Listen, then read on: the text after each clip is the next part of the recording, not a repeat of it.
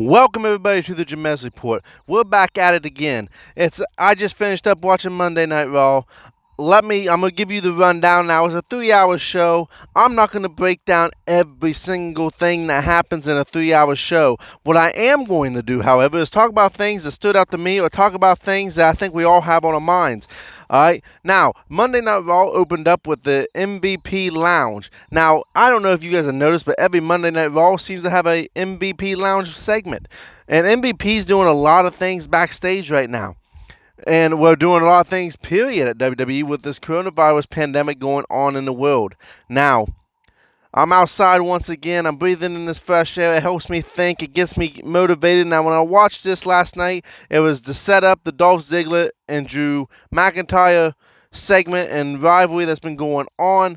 Dolph Ziggler, you would think Extreme Rules is this Sunday, so now we're going to know what the segment is. Well, you were wrong if you thought that. I was wrong because you know what? I thought, okay, the pay-per-view's this Sunday. They got to give us what's going to be the stipulation in this match. Dolph Ziggler didn't do it. He's making us wait, so most likely we're going to find out. Hopefully we find out the night of Extreme Rules. I don't really want to have Dolph Ziggler picks this on Facebook and my notifications. I want this to be an announcement live, so I really hope they do that at Extreme Rules since we don't know what the stipulation is going to be, and I hope it's a good stipulation at that. Now, Dolph Ziggler comes out there after MVP brags him up. And the reason I'm talking about this segment because A, it did open up Monday Night Raw. It kind of set the tone for what Monday Night Raw was going to be. But Drew McIntyre comes out, which we all figured he would in this segment. And I'm just going to really take a moment and really brag about how Drew McIntyre has so much improved on this so far. From his promos, when he's doing his promos, you feel it. You feel what he's feeling because it's almost like he's being just very truthfully and honest. And I would say that's because they are letting him be himself in these promos.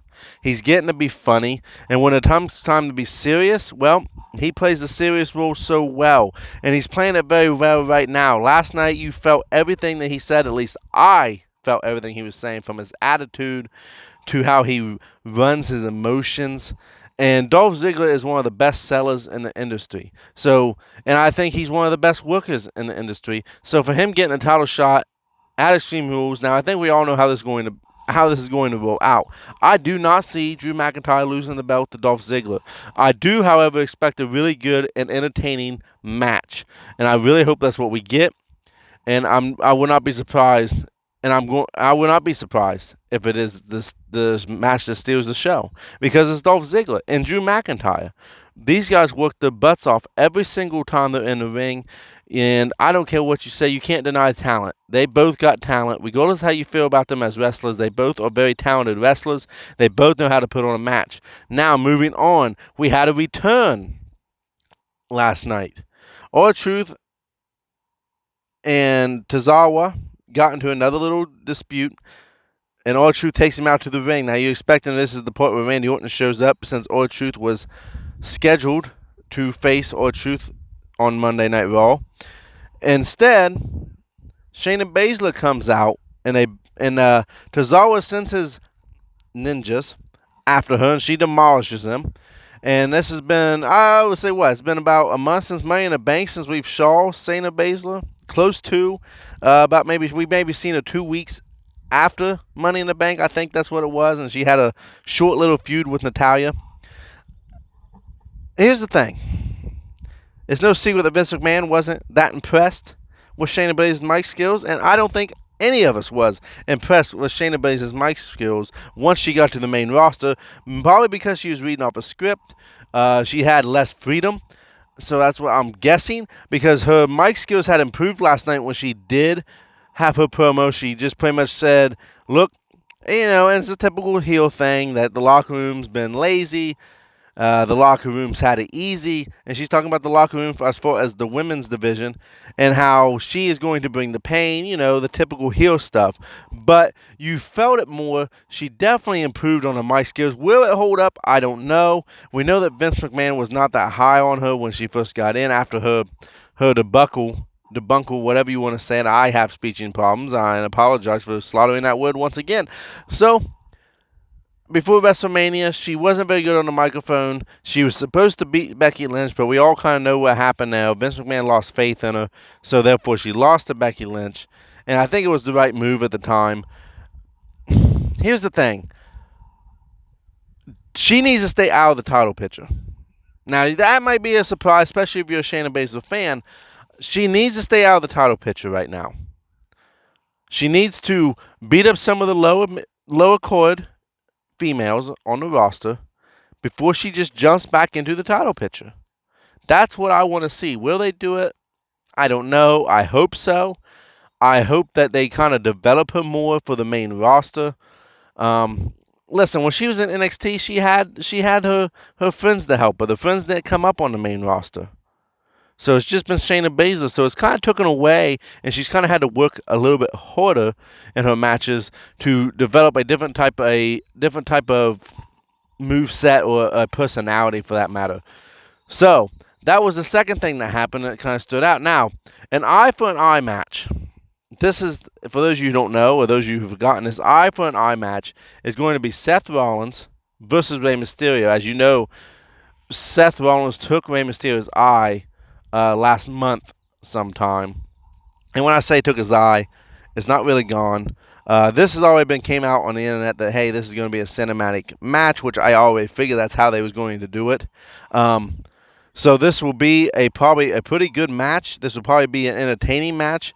But this is a match, and I don't know how everybody else is going to feel about this, but I'm just going to say it. This is the match that Seth Rollins desperately needs to win. And the reason why I say that, and the reason why I'm saying that Seth Rollins needs this win over Rey Mysterio is, yes, if you take both of Rey Mysterio's eyes, where he only has no eyes now, and he's going to be blind, you could put that over.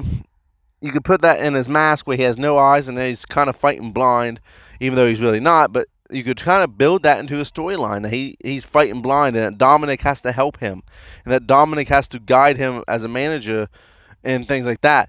Also, I think that he needs to win, so they've been wanting to get Dominic in more in-ring action. He's been training. That would be a way to open the door that, okay, you demolished my father twice now, and now I'm going to get my revenge. Now I'm coming after you, Seth Rollins. Now I'm going to take your eye.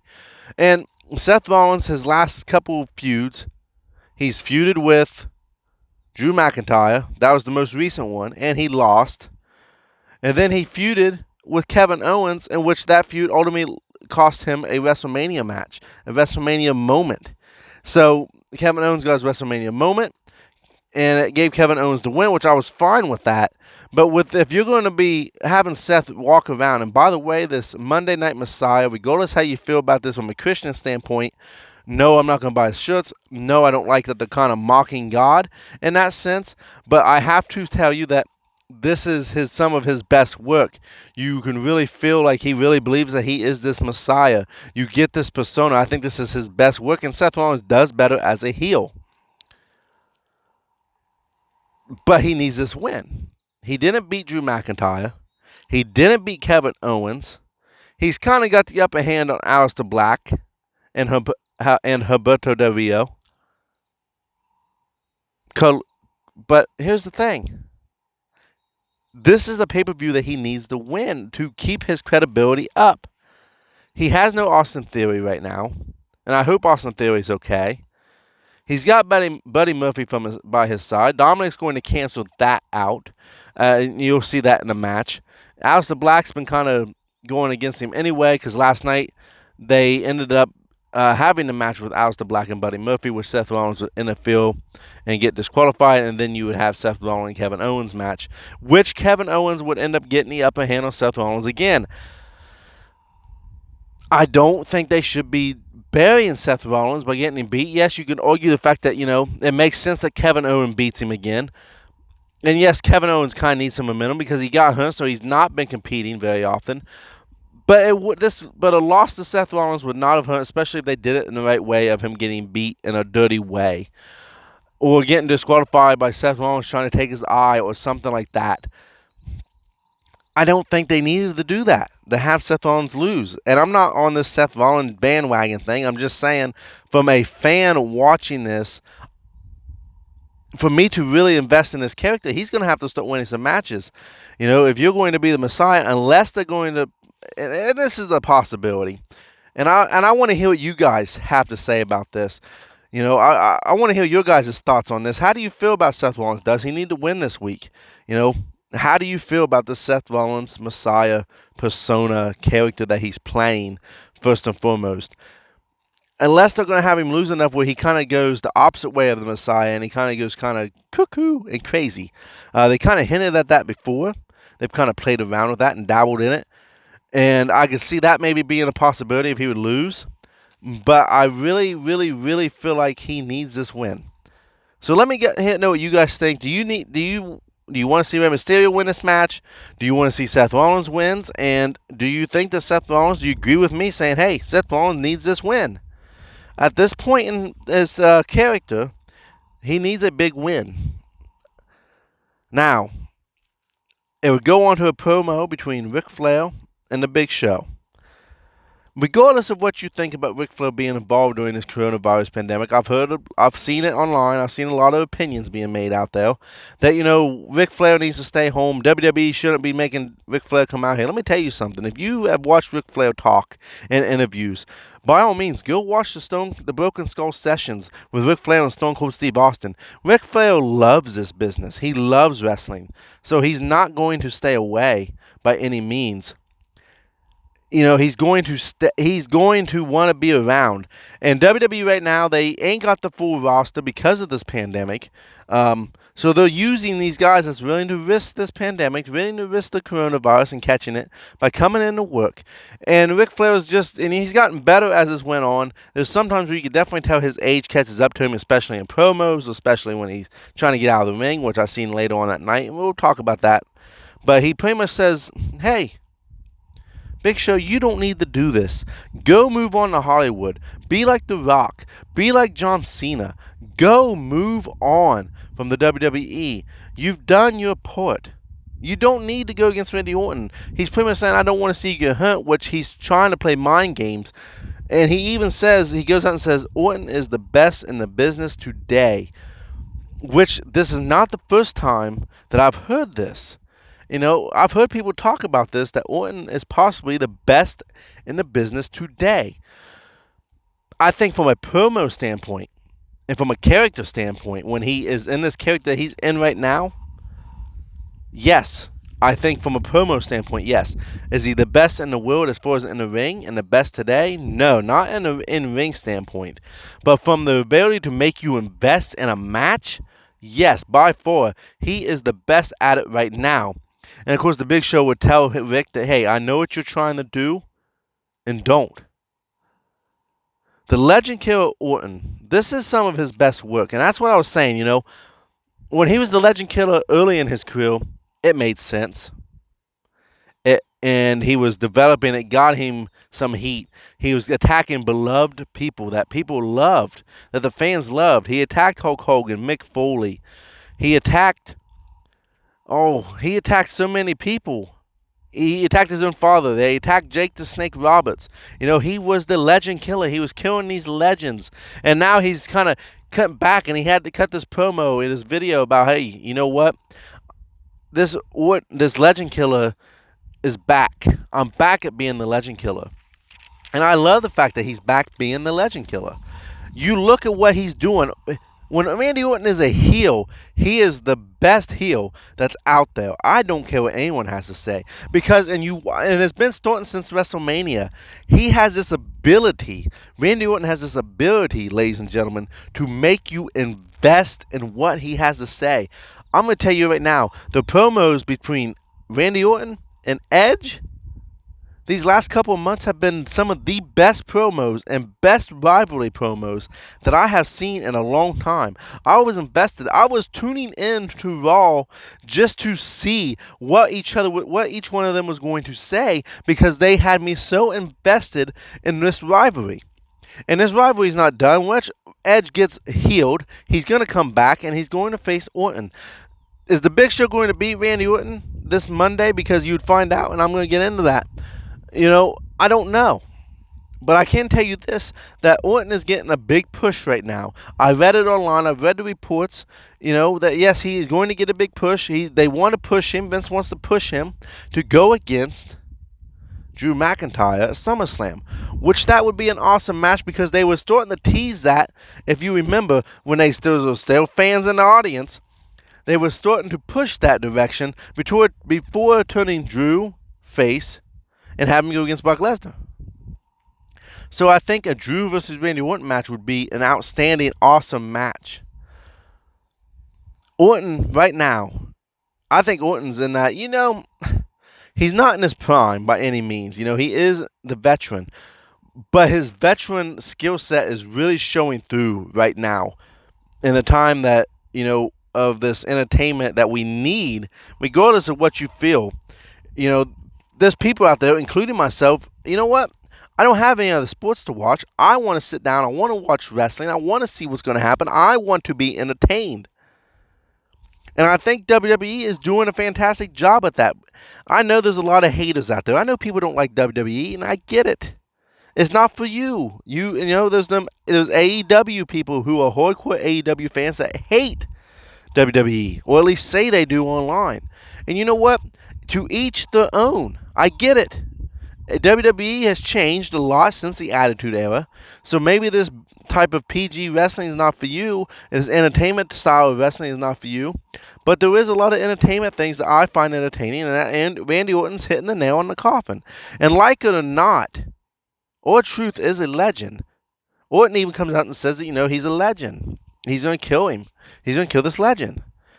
And now R-Truth is a legend for different standpoints, of course. He's never held a major world title. He's held the United States title, I believe. He's held the tag titles, I believe. But he's not this legend like a Hulk Hogan status or a Stone Cold Steve Austin status by any means. But in this match, Ric Flair comes out and says Orton has enough respect for R-Truth that he's just going to hit you with an RKO. And at the beginning of this match, and I close my eyes and I sigh, because if there was one major complaint I have today about watching what happened on Monday night, it was a great opportunity missed. If you ask me, and here's why. R-Truth had 2 seconds of offense where he tricked Randy Orton into kind of trying to sneak up on him. And then he got hit with an RKO and it was over. And it set up Orton looked like he's going to punt R-Truth in the head, and the Big Show comes out, and then Orton will say he wants the Big Show Monday night in a non-sanctioned match. And the Big Show accepted. It was just a setup for Monday night, next Monday night, when these two will face off. And it will be the main event of the night. Do I know if Big Show's going to win that match? No, I can take a guess and say he's probably not going to. Big Show's at that point in his stage in his career where he don't need to win matches. They're wanting to push Randy Orton, so who better to get Randy Orton more over than he already is as a heel than the Big Show, because the Big Show is a legend now. But the match was so short. Let me lay this scenario out for you. For those of you who watch Monday Night Raw, that R-Truth match against Randy Orton, now hear me out, I'm getting it close in on this for you. Look me in the eyes, YouTube. Look me in the eyes, Jamez Report fans. What would have happened if they would have had the Randy Orton match and the R-Truth match go on and be an actual competitive match? And R-Truth has this big match against Randy Orton, and he pushes Randy Orton clear to the edge because they was already saying, this wasn't really a match. Randy Orton was going in, and the way they was kind of describing this match, R-Truth was not going to be able to beat Randy Orton. But so R-Truth already going in as the babyface underdog. What if they would have had this match be the top match of the night? R-Truth pushed Randy Orton clear to the limits. I don't say he beats him, but I'm saying he pushes Randy Orton far past what Randy Orton thought. And Randy Orton just loses it and punts R-Truth in the head after he said he wouldn't. That right there is storytelling. Then the Big Show comes out and he saves R-Truth, or he comes out and he goes after Orton, and then Orton makes the match. That would have been 10 times better than what we got. And it would have gave R-Truth just a little bit of credibility. Gave him this Drake Maverick type of, I want R-Truth to have that match. Oh my gosh, R-Truth is going to win this match. But Orton snaps and punts him in the head. I'm fired up just thinking about it. Maybe you guys don't feel the same way I do. Let me hear that in your comments. What do you guys think? Would that have been something you'd like to have seen? What do you feel about Randy Orton? Is Randy Orton the best? And if you don't think Randy Orton's the best in the business right now, who do you think is the best in the business? Let's have a conversation about it. Let's talk, because I've said this in my last video. This isn't just my podcast. This is your guys' podcast as well. Let me take a quick drink of water here real quick. Knives Out.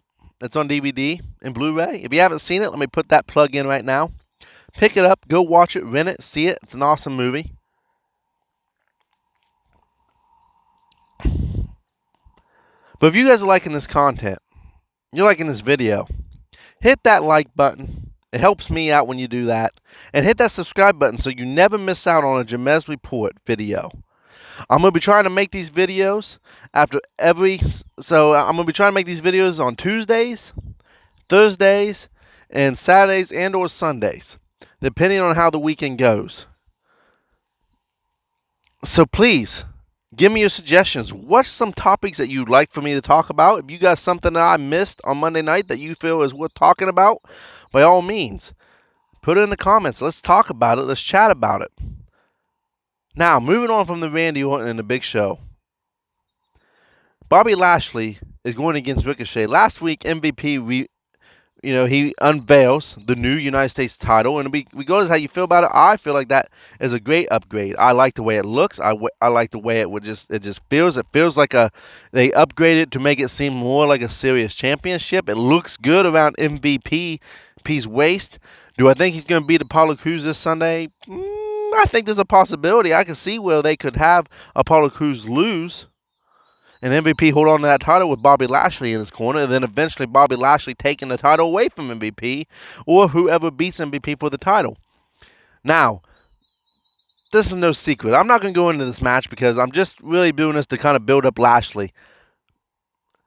It's no secret. Bobby Lashley, if you read anything from WWE, if you read anything online, Bobby Lashley, they're wanting to push Bobby Lashley to eventually meet Brock Lesnar. That is the plan. It was supposed to happen at SummerSlam, but it looks like it's going to be pushed back. Brock Lesnar is not going to do SummerSlam from what I've been reading and what I've been researching. Which, you know what? I'm okay with that because it gives time for Bobby Lashley to build up as this big beast. Do I think they're going to have Brock Lesnar lose to Bobby Lashley? No, I do not. So this gives time to build credibility for Bobby Lashley with MVP in his corner because, let's face it, Bobby Lashley's microphone skills is not that great. And these two worked together back in TNA, and it was something special when they was working together in TNA. So there was that. So there's no secret that Bobby Lashley's getting a big push right now. It's also no secret that Vince McMahon's not very high on Cedric Alexander or Ricochet. It's kind of why they became a tag team. Paul Heyman is trying to push them as a tag team. Paul Heyman is no longer in charge of story writing on Monday Night Raw. There's no protection for Ricochet and Cedric Alexander. And it was your typical little man versus big man match. Bobby Lashley started off strong. Ricochet had a quick comeback, and then he would end up ultimately getting beat by Bobby Lashley. Apollo Crews has been missing since losing to MVP there a couple weeks ago. So there's been nothing now.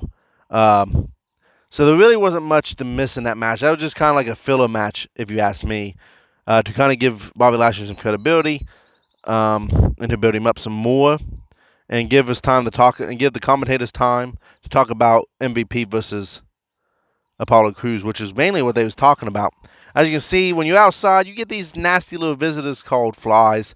So they're flying around. So if you get a little quick view, it's not your camera, it's not your phone. It's not your computer. It's just a fly wanting to have his 15 seconds of fame. Is all. Now, the main event, the Kabuki Warriors versus Sasha and Bayley. This is one of those matches that was predictable because Kairi Sane is getting ready to leave WWE and go back to Japan to be around her husband, close to her husband, which is fine. But this was an awesome match. It was a main event. It was a very solid and awesome match, and I enjoyed it very much. From the word go, this was a fast-paced, high-paced, moving match. Something I have noticed in the last couple of weeks is Sasha Banks, between Sasha, the team of Sasha Banks and Bayley, is beginning to become the star out of this grouping. They're going to face each other at SummerSlam most likely. I see them losing the title belt here very shortly. I don't know who's going to take it. And I say title belts, the tag titles. I don't know who's going to take it. The last thing they need to do is put the Raw Championship on Sasha Banks right now, which Sasha Banks is going against Asuka this Sunday at Extreme Rules. Sasha Banks does not need to win that Raw title. Sasha Banks needs to stay with Bayley. They need to push Bayley versus Sasha. Give the fans what we want. Because this is something that I have wanted and a lot of fans have wanted to see, is Bayley and Sasha. They blew the roof off in NXT when they faced each other. Imagine what they'll do now that they get more experience underneath the belts, now that they have this more familiarity with each other for being tag team partners twice now, and being together for almost 2 years of being together. And I'm not just talking this past year because, Sasha and Bayley came together this past year. But you look at how long they really have been together overall since that WrestleMania, before that WrestleMania when they lost the tag titles. This would be an awesome time if Bayley loses against Asuka. I'm sorry, Sasha loses against Asuka. Correction. And then they lose the tag titles maybe the Friday night SmackDown following. Or lose it to somebody on NXT. The titles have not been on NXT yet. I would love to see the women's tag team titles be dropped to a team on NXT. I really would. I think behind the titles on NXT would be phenomenal. And the frustration just built between Bayley and Sasha. This has been a slow burn. This has been a very slow burn. And a slow burn's good. We don't need to have rivalry after rivalry as soon as something starts to heat up. Let it build. Get the mouths watering of the fans. And then boom, you have your main event at SummerSlam. Or co-main event at SummerSlam. Or your opening match at SummerSlam. But that was Monday Night Raw. Overall, it was an okay show. It wasn't phenomenal. You didn't miss a whole bunch if you didn't watch it. But it's still worth watching. I'm still going to watch it. I just wanted to break down some stuff. If anything, pick out your favorite things that you want to see. That all being said, I hope you guys like this video. Share it out there. Hit that like. Hit that subscribe button so you never miss a Jamez Report when I go live. I had fun talking to you guys today. Leave some comments down below. What do you want to see happen with Randy Orton? Who do you think the best wrestler in the WWE is right now? And I said WWE because AEW and WWE are two different shows. But who's the best in the business right now, WWE? Any competitor, male or female, don't matter. Who do you think? Let me hear your voices. Let me hear your opinions. Do you feel that Sasha and Bayley needs to happen at SummerSlam? Hit me with your thoughts. If there's something you want me to cover, put it in the comments below. I will read them. I won't overlook them. And you guys have a great and fantastic day. And just a little positivity in your life. There's always 100 reasons not to do something. But it takes no effort to say yes. If you're contemplating right now and you don't know if you want to do something or not, a dream of yours or a goal of yours, there's 100 reasons not to do it. But I promise you, if it's a dream of yours, do it. You're not always going to be 100% ready. That being said, I hope you guys enjoyed this video. I'm out. I will see you on Thursday. And you guys have a great and awesome rest of your day.